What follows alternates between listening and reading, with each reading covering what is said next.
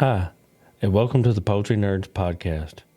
I'm Carrie Blackman, and I'm here with my co-host for the show, Jennifer Bryant, and we're here to help you figure out how to raise the healthiest, happiest, and highest quality birds possible.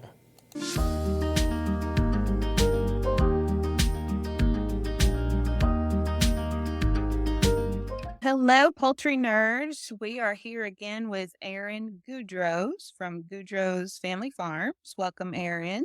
Hello. And he has given a speech on maybe how to make a few dollars with quail. So we are going to ask him a bunch of questions, and he's going to explain to us how we could be profitable with our quail. So Yeah. how you doing? It's actually cool in the South today. Yes. Yep. I was very happy about that this morning. Yeah. Tell us about your farm and how you make a profit with your quail. So my farm is in South Louisiana. We are very hot in the summer, short winters. And years ago, my wife and I decided we wanted to start raising a bunch of animals for self-sufficiency. We were young teenagers at the time, 15, 20 years ago. Yeah, long time ago. Yesterday. Yeah, yesterday. Yeah. So we always raised, since we got married, we always raised meat for profit, primarily chickens and quail and rabbits. And we drifted towards it was costing us a ton of money in feed and weren't really looking to sell anything, but we were just surviving. We were putting our money into our own feed and using our own meat to put food on the table. Then right around when we started selling before COVID, this is like 2018, 2019, we would start to sell and just help supplement the feed costs, because feed costs is outrageous. It's worse now. I thought it was bad in 2018, and then I look at it now. I wish I could pay 2018 prices. Mm-hmm. Then they had this little pandemic called COVID that came around. And that's where it really took off for us, because we stayed small scale, I would say. Then people were just reaching out. People wanted to get closer to the food. So we always had a small garden, few animals, probably 50 quail, 100 quail, cycle back and forth. Just a few. We like to eat in the South. Recommending 1.5 quail per person for a meal. That's a warm up. Yeah, that's like the ratio for an appetizer. Yeah, appetizer. I'm eating the first two that's cooked while waiting for the rest of them to be done. Mm-hmm. So we found a demand for poultry, quail, and rabbits and vegetables during that time. And people were just looking for knowledge. And we spent a lot of time educating people, a lot of time selling our products, but also educating the people how to be more self-sufficient with that stuff. And I'm a dreamer. I'm a big dreamer. I'll lay down in bed at night and that's when the light bulb goes on. And my wife, she's trying to go to sleep and I'm like writing down things, trying to talk to her. And she's just telling me, hey, just let's talk about it in the morning, but I won't feel the same way in the morning. So I'm like, what if you could stop working and we could just farm full time? And she was like, that won't be possible. She said, we're not even paying for the feed right now. So I said, I'll get us there. So we branched out more into quail. I backed off of the chickens and the rabbits and the other stuff, and kind of focused on the quail and developing good breeding programs, sourcing some new stock to expand, and had a lot of trials and errors, Mm-hmm. with it. But I got to the point where we were paying for the feed. And I said, we're ready. You could quit your job. And she's like, we're not there yet. We got to do it consistently. So I made probably the worst mistake anyone can make getting into quail is I expanded too big. Mm-hmm. Like I'm talking about like way too big. You went from 100 to 1,000. Yeah, basically. I understand. So I'm like, what am I going to do with all these things? I have way too many. What am I going to do? Now we're back to paying for feed. We're still selling. And then I just looked at different ways to sell what I had. I already had the quail. What do I do with it? I'm feeding these things. We can't eat all of them, regardless of how much I like to eat them. We can only put so much in the freezer. We can only eat so much.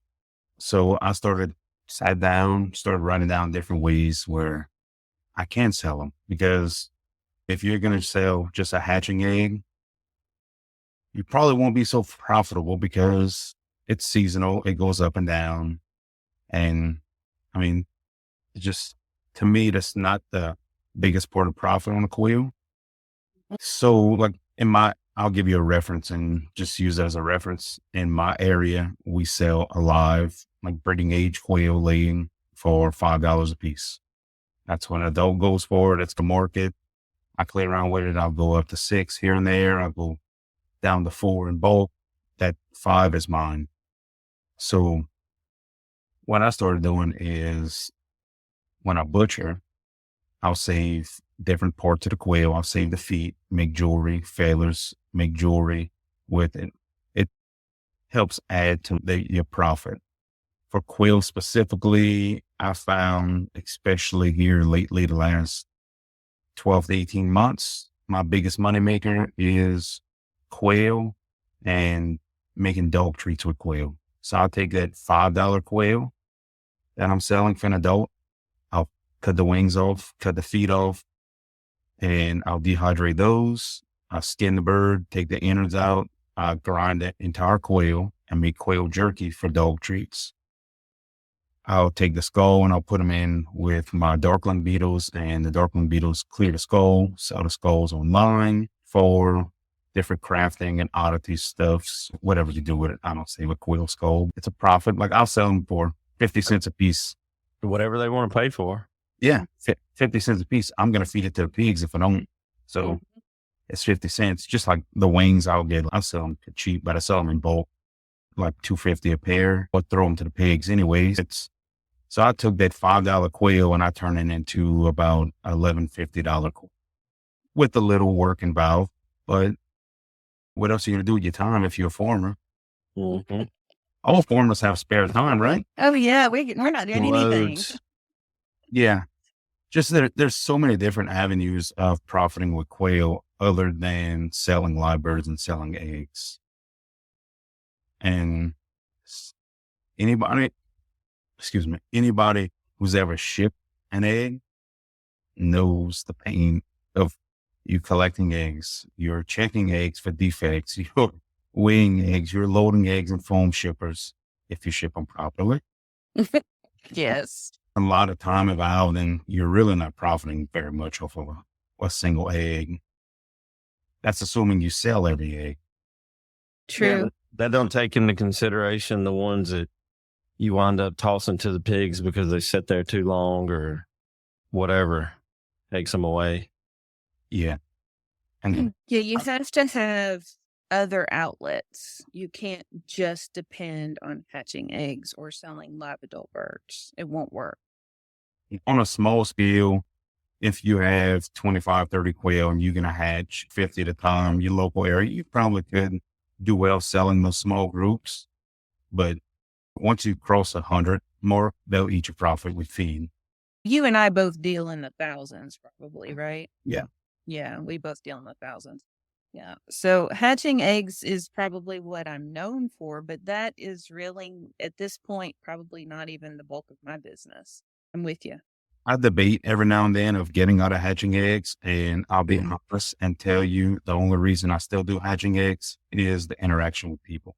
Mm-hmm. I truly enjoy hearing everyone's success stories and watching them start out from an egg, especially with young ones. And, that's a good driving force for me, is hearing those stories and seeing those experiences. I get excited when Facebook groups that it's hatch day, their first hatch, and everybody's so excited. Like, it's not even my eggs and I'm still excited for them. I logged down 1,200 eggs last night and I was still excited to candle them, and I'll still get excited when it's time to move them from the incubator to the brooder. Yeah, they're still cute after, I don't even know how many we've hatched at this point, but they're still cute and I still like to watch them. The little sound, the little chirp. yesterday I went down to go into my chicken yard and feed my chickens, which I know we're talking about quail, but I hear an abnormal chirp. I didn't even realize I had a broody hen in this other pen. I guess she was sneaking and sitting, but she had about 6 or 7 of them pop out from underneath her when they heard me. That sound, though, I think that's how you get victimized when you go to Tractor Supply, is you walk in the door and it's that little chirping sound, and it's just, come get me, take me home. It's amazing. And like, to me, quail are only really cute when they were first hatched or they're in the pot. Oh, you're such a man. I was moving celadons today, and I was looking at them, and some of them have just the prettiest shaped heads. I pretty much like the Rosettas; those are my favorite, and their heads just seem so dainty to me. So I always like moving them because their face is just pretty. I enjoy sorting birds, and the quail really for me is great because I like projects and like to track things, and it's a fast turnaround on like a breeding project, faster than a chicken. Being a nerd is what you're saying. Yeah, pretty much. It's fun, and it keeps you involved because everything's moving so fast. Yep. Compared to chickens or turkeys or geese and stuff, this is, it said, moving at light speed, the breeding program. So that's what keeps me involved with quail, like for colors. Because I'd probably have just jumbo browns if it was just for meat. Jumbo browns and jumbo whites. I like my whites. So what are some of the questions that you got after your last big speaking engagement that you did about this? So I've had numerous questions, and one of the probably most important ones would be, where do I start? Mm-hmm. And for different people, it's a different starting point. What is your background? Because it's fancy, it's flashy, seeing big farms like Brian's Roost being successful. And so people want to thrive on that, and they want to experience that. I always say, start small. Like, your profit will be small, but your cost will be small. Like, and never fall in the trap of making a loan to get started. No, don't do that. Start small, start what you can. I did. Okay, so anytime I use my American Express to buy a jack, I call it loaning myself money. But that's how I got my first incubator, or my big incubator, and that's how I got my first 2 racks. But they paid for them. Those chicks that came out of that incubator, and it paid for it pretty quick, and a lot of interest. That would be considered investing in yourself. I'm talking like, I had one person that reached out that they were getting out of quail, and they had made a $25,000 loan to buy equipment. Ooh. Did they buy the whole barn and everything? They bought a bunch of cages, the barn, incubators, and they were going to just, real ambitious. They were just going to do it. And it didn't work. And they sold a lot of hatching eggs you got to sell. Oh, absolutely. Because the rent man comes due on the 1st every month. So if you're having a rough month, like winter time's coming, in the South, I'll still ship eggs during the winter. But like north of Tennessee, I'm not going to ship eggs.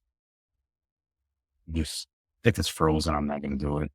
Let me catch my breath after what you just said. But I mean, if you've been in this for more than, I don't know, say 2 years, you're going to see people do that in January, February, March, maybe even April, where they want to come in and take over and make these big farms. And no, I'm not going to say it can't work, but it's the hardest probably way to do it. If you're getting started in January, February, March, you're like 6 months too late. Yeah. Yeah. And I find in my area, it's more in the January, February, March starters. They're looking for live birds. They want adults. They want adults at hatching egg prices. Yeah. You have adults. You have layers.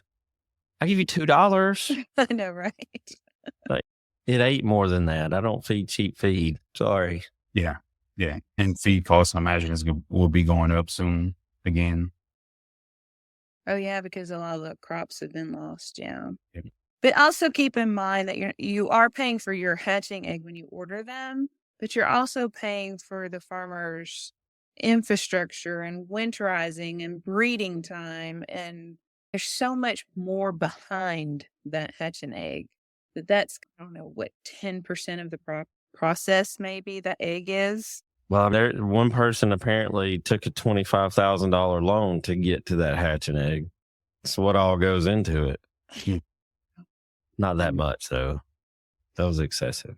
Yeah, that's that. I don't know. And so right now we get into government grant application season, I call it. Mm-hmm. So you'll start seeing advertisements for that, and they make it sound pretty. They put a pretty label of a grant on it, and it's just a loan. It's an ag loan. Okay. You still have to pay it back.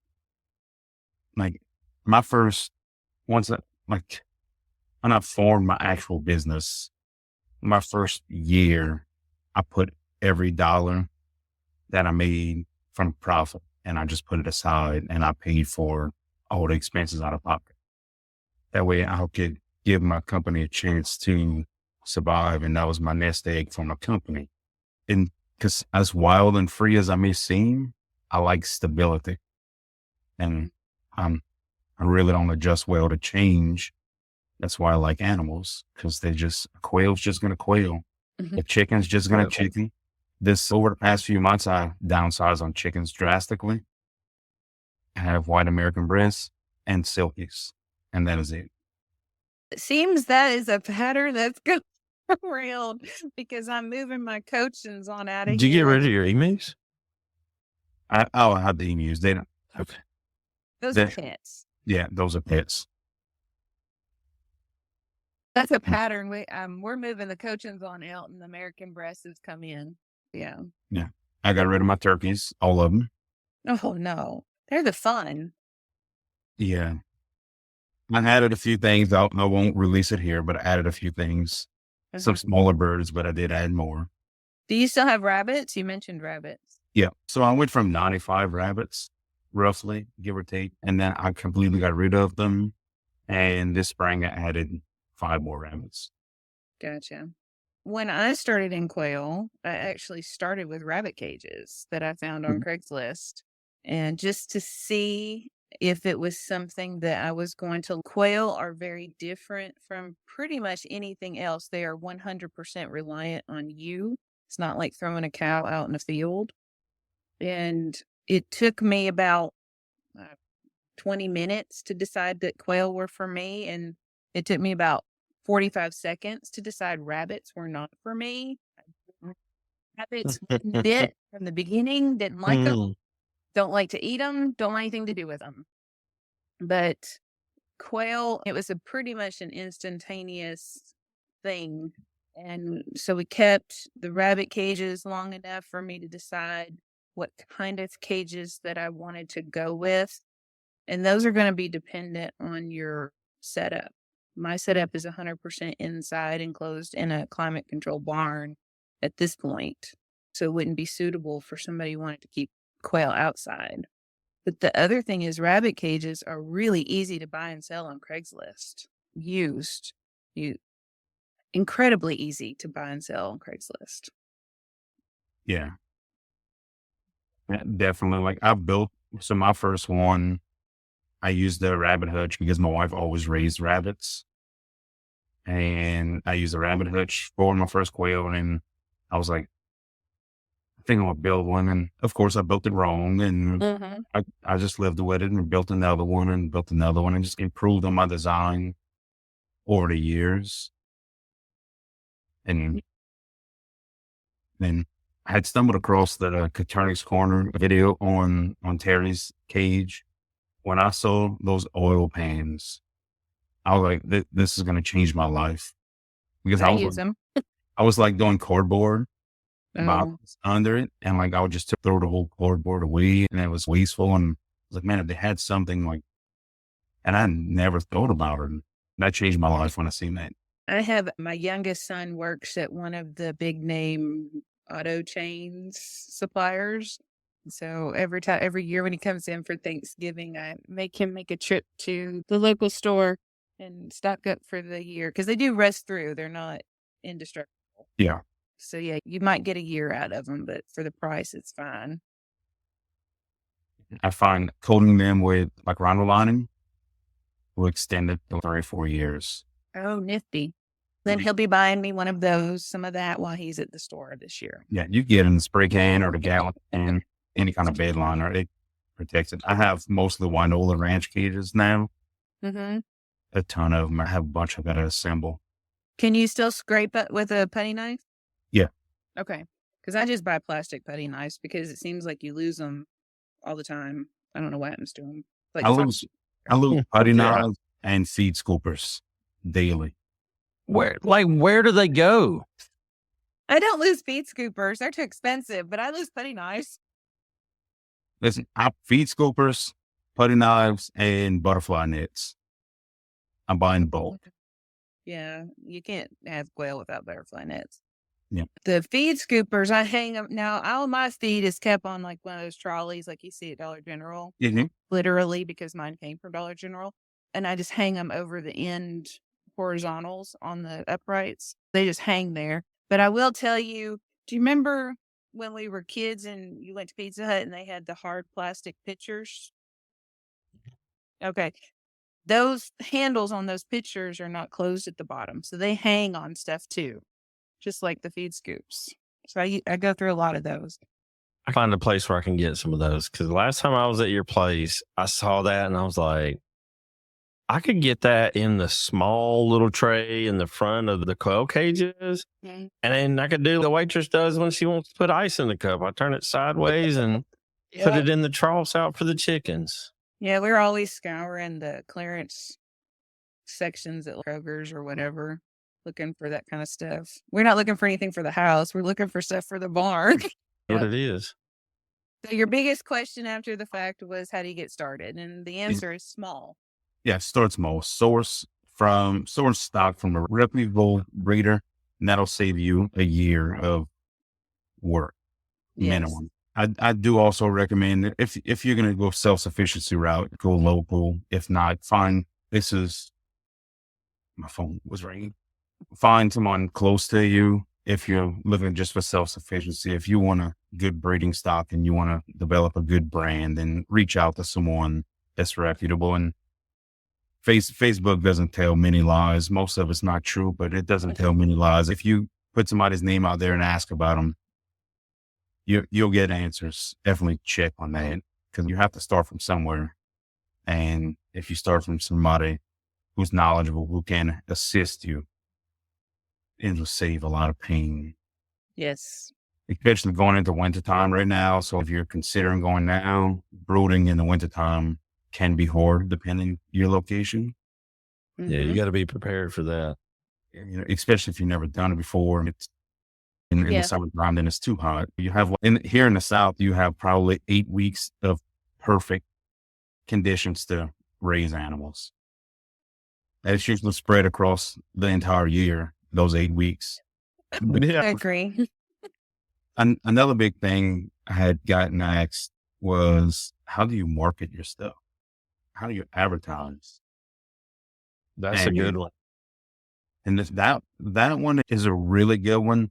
And there's multiple answers for it. What are your goals? What are you trying to achieve? Are you trying to market your stuff locally? Or are you trying to market your stuff across the country? Definitely across the country. NPIP to be able to ship across state lines. AI for certain states. I don't remember the states off the top of my head for AI. Because I fought AI for a while. I'm like, I don't need that because I have to pay for it. NPIP in Louisiana is free, so I'm like, AI, I have to pay for it. I'm not doing it. Mm-hmm. So I got AI, so now I don't even pay attention what states require it. Mm-hmm. I have it here in Tennessee. It's all one thing. If you want to stay local and you're looking for different avenues to sell your quail locally without having to ship, farmers markets can be a top one. And you can't tell me your area doesn't have a farmers market because if you don't, then start one. Mm-hmm. Yeah. And Is that where you started with farmers markets? I started locally. I live in a very small area, so everybody knows everybody. People are like, hey, go to this guy. He has chickens and quail and rabbits. And so one person would tell another person. And then I would do farmers markets, and I would, every now and then, I would show my face at animal swaps. And that was big. Like that stuff very problem, like an animal swap in your area. I would definitely research biosecurity before I would venture off into that. So you have farmers markets because most people are raising quail or growing vegetables and they're doing other things. They have, some people even have those chickens. Diversify. You want to meet what your customers' demands are. You don't want to just, let's say you love jumbo browns and that's all you're going to raise. What if the people you're trying to sell to don't love jumbo browns as much as you? You're not going to sell them. No. Get a feel. And I have one person that I'm doing foreign business coaching with right now, and he just loves jumbo whites. You can't talk him out of anything other than jumbo whites. He has jumbo whites and white American breasts, and that is the meat birds of his life. Okay. And I was like, Ricky, not everybody likes jumbo whites. Are you selling just for meat? He's like, nope, not selling meat. I'm selling pet birds and selling birds for people for self-sufficiency. I said, you might want to change that. So I got him with pansies and some pearls and Egyptians. And so now he's selling a ton of quail. People are like, they're looking in his brooder box he brings around to sell chicks out of. And the jumbo whites every day when he comes back from selling them, he has jumbo whites in the brooder box, no other colors. And find out what your customer base is looking for and just meet that demand. And that's the best way. You can sell more that way. My favorite bird to listen to is the northern bobwhite. I don't even sell them. That's my favorite bird to listen to. I like my jumbo browns to eat. And for some reason, I like the pansies to look at. Only as chicks, though. And look, I don't like anything with the root gene in it. Oh, no, come on. No. That. Personally, I don't like them, but You don't like the red color. That's my biggest seller. And being from Louisiana, they don't like that crimson red down there. I'm actually an Alabama fan. I understand that, but your neighbors won't. Yeah. I have a LSU sign planted in my front yard from my neighbor. Yeah. So start small and find out what you can sell locally and where you can sell. Now, I started on Craigslist. I haven't been on Craigslist in a long time. It's hit and miss, I think, now, but that's where I started. See, we don't really have Craigslist available to us in our area because we're so rural.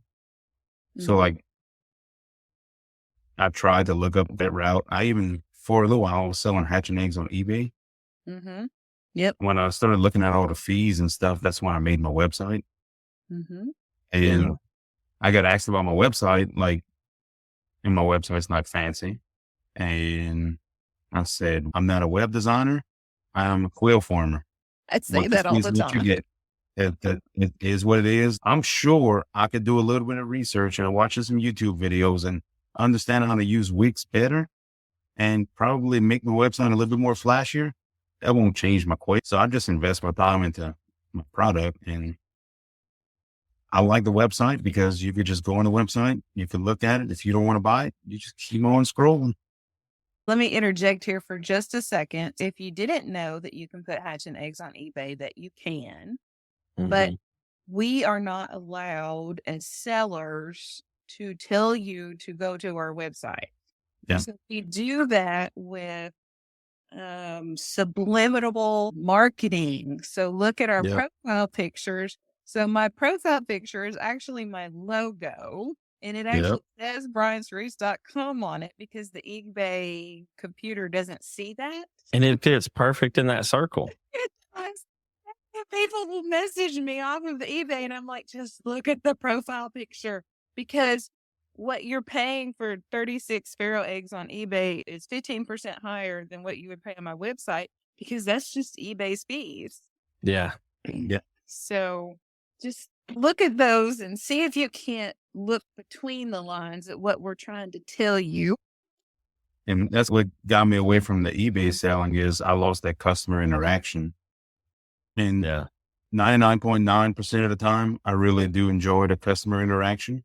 You always going to get a few. I'm very fortunate that I haven't run across too many disgruntled customers, but I do. I'm a sucker for someone needing eggs for their kids for a hatching project. I'm sending eggs. Yeah. Just as mean as I am, I'm still nice. Yep. So what other common questions did you get? Hang on one second. I'm in the middle of some. All right. I'm back now. Okay. So what other questions did you get from people? One of them was actually a small one who do I recommend? I did recommend Brian Shrew. No, well, thank you. Yeah. One of my big hitting points on my speech was you get people to get in and they are looking to take over the world. And you don't need to do that. Just find your slice of the pie and be happy with it. What number is your happy number? And I'm at my happy number.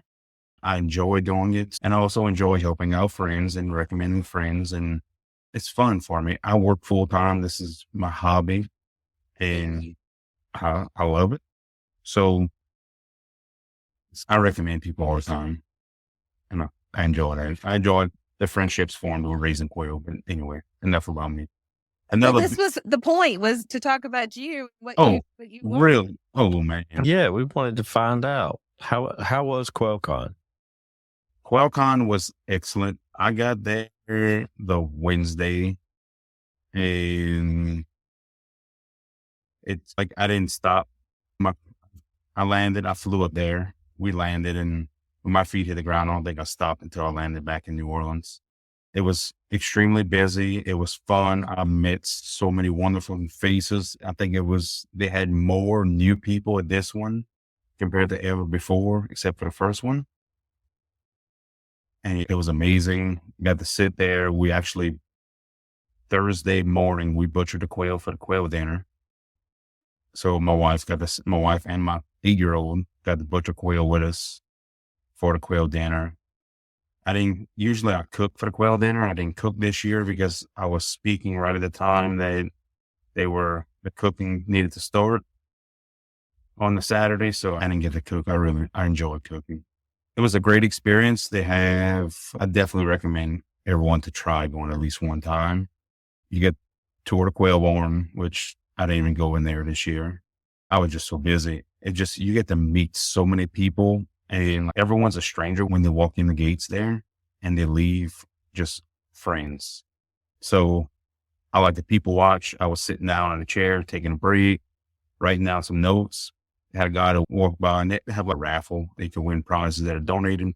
And had a guy to pull out some raffle tickets out of his pocket and a wad of cash fell on the ground in the grass. And I was getting ready to get up to grab it. And some other guy just walks from across and he grabs it. He goes, hunt the guy down and give him his money back. What city in the United States you expect to see that happening in today's age? You don't. Someone's just going to pocket it. They're going to let him walk a good distance and pocket the money. And we parked in the parking lot, which is the field. And I didn't lock my car. You don't have to worry about none of this stuff there. It's just the same kind of people as we are. It's really fun. I always say one year I'll end up camping with the campers there. They got people that sleep in tents, sleep in their cars, drive in RVs. I'm a little spoiled with the air conditioning, I'll be honest. And showers. Mm-hmm. But it's a good experience. I probably wish they would have it an additional day just because I was there Wednesday, Thursday, Friday.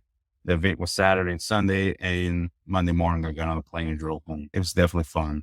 There's a little biosecurity valve naturally because you're going at the quail barns, you're sanitizing your feet, and you're not allowed next to the quail. But just to walk in there and hear, I think it's somewhere around 9,000 birds.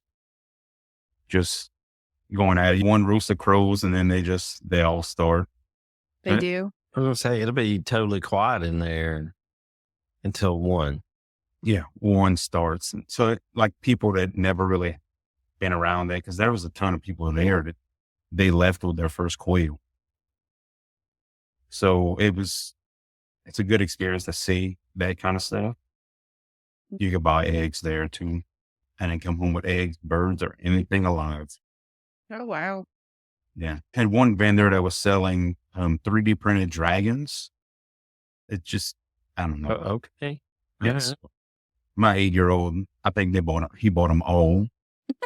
Actually left so we packed super light to travel, and I left with a bunch of clothes in the hotel room that we had room for his dragons in the bag. And it's so funny because for the raffle, they donated a dragon to be raffled off. He bought all the dragons and he won the dragon in the raffle. Oh, wow. He was happy. Yeah, he was super happy. He was very happy. Any other advice for anybody wanting to get started on making money with quail? It's probably going to be one that you see asked at least daily on Facebook. Okay. What do I sell my quail for? What should be my man. price? I wish, you know what? If I had $1 for every time I've seen that question, I would not have a job. Yeah. I told somebody the other day, because I rarely answer those questions, but my answer was 0 to 25, because it depends That's on the who answer. you are, what you have, what specialty they are, dead, live, what size. There's such a range there. Yeah. And I always answer that question with another question, and it is, what is your cost?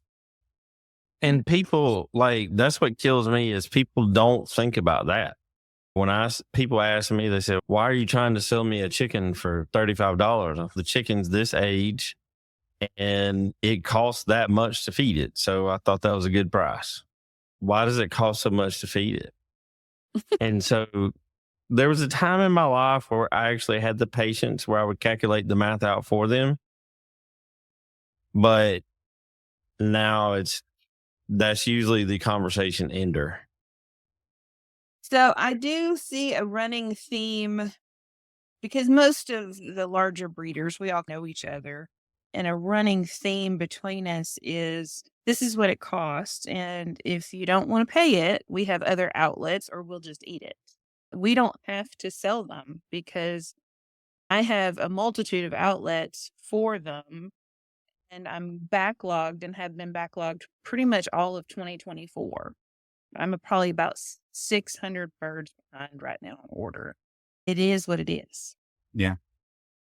And it's like the whole pricing thing. I sent them an Excel spreadsheet. It's just, if it costs you this much, this is how much it costs you for an egg. This is how much it costs you in electricity. And then you go from there. Mm-hmm. And you won't always make a profit. Profit is in a lot of different ways. Profit is you put some of that in your freezer. You fed your dogs with some of it. You ate it for breakfast in the source of eggs. You fed your pigs. If you're going to use every bit of it, you've got to account for all of that stuff too. Yeah. And you can't get an unrealistic expectation of that you're going to get rich, and especially in the first year doing this. I don't know anybody who's ever gotten rich off of quail farming. Just absolutely rich and just like, hey, I'm going to retire quail farming. That doesn't happen. A lot of people think it's possible, and it may be, but I don't think you're going to be living this high fancy lifestyle and being a quail farmer. Like, I know somebody that did a very large amount of business in quail farming, and that person told me they were running about a 10% margin. Yeah. So if you're getting the idea out there, fellas and ladies, to get that $25,000 loan, just let that 10% margin sink in before you go get it. And one thing we didn't mention, one of the other breeders that we all know, she's selling manure to somebody who wants to compost it all. So every bit of it is sellable. I personally compost it for my own garden. Maybe one day I would have enough to sell, but I don't foresee that in the next 2 to 3 years. That's a lot of poo. Makes my veggies grow really well. I sell like feed bags of quail manure here and there, but it might only be 20 in the spring or in the fall. It's not many at the time. I compost everything for myself. Yeah, basically. And I really don't want to sell it. I don't advertise. It's just more people that reach out and ask for it. And like I'm not selling rabbit manure. That goes straight into the garden. If I had a way that I could put a conveyor from the rabbit cages to the garden and I wouldn't have to touch it, that would be even better. It depends over there. The cages. So I am really crazy about it. My animals stay in the animal yard. The garden is the garden yard. Okay. A few weeks ago, I moved my goats into the gardens because we're redoing all the garden beds. I have the raised beds and I'm redesigning. So we let everything go in the summertime and had poison ivy growing in the tomato bed. And I was like, I'm not going to weed all of this stuff. So I use cattle panels. I fence in the garden area and turn the goats loose. That was the first time we had animals out of the animal yard. And it gave me anxiety. In the wintertime, you could put some chickens in a tractor and some rabbits in a tractor, and you wouldn't even have to spread it out at that point in the garden. I wanted the emus to go out and play in the garden. And so I left the back gate open. The back gate from the animal yard goes into the garden area, and the rest was all fenced in. They would not cross the gate. My animals have it nice and made in the animal yard. Mm-hmm. Now, in the spring, we wean the piglets, and I put them in my breeder pens to rototill up to reseed it. They did a great job. They're really hard on fence that's meant for birds, not really meant for pigs. So there was some repairs to do afterwards, but they did a fantastic job. And I think we have all raised beds. So I have put hog panels up around my raised beds now, and I'm going to wean the next set, which are due in about a month or so. I'm going to put them in the garden to turn that over. So, yeah. It just, like for me, my animal yard, if you're passing in front of my house, you do not know I have animals. There's no sign of any animals around. And you walk in the fenced in area and then you see animals everywhere. Looks like Jurassic Park sometimes. No. Any last words for any advice for anybody? Keep on quailing. Don't get discouraged. I mean, you have to, and I find myself every now and then needing to get back to my roots and realize what I started doing it for. Mm-hmm. And every once in a while, people just need a reset. Yep, I did it this year too.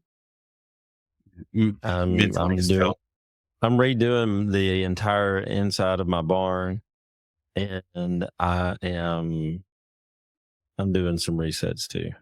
All right, Aaron, I appreciate you coming on. Yep, thanks for having me. How does everybody get in touch with you? Facebook or my website. There you go. Guidrozfamilyfarm.com. .com, yes. Yep. All right, cool. Same thing on Facebook, TikTok, Instagram, YouTube. Find it somewhere and get you. I had some stranger I met at Quail Con. I'll bore you with one last story. Never met the man before, and I'll make sure I'll send him this. He's from Georgia. He's a Bulldog fan, but we became friends. And he asked me when I would start doing YouTube live streams. I said, once I hit 500 subscribers, I'll consider it. Mm-hmm. So it is his mission to get me 500 subscribers. I think I had like 285 at the time. And I think I'm like 485 right now. Oh, no. You're going to have to start work. Yeah. That's hilarious. Yeah. So I might have to, Shannon, I might have to start preparing for live streams. All right. That sounds good. Sounds good. Yeah. Yeah. I'll have a good one.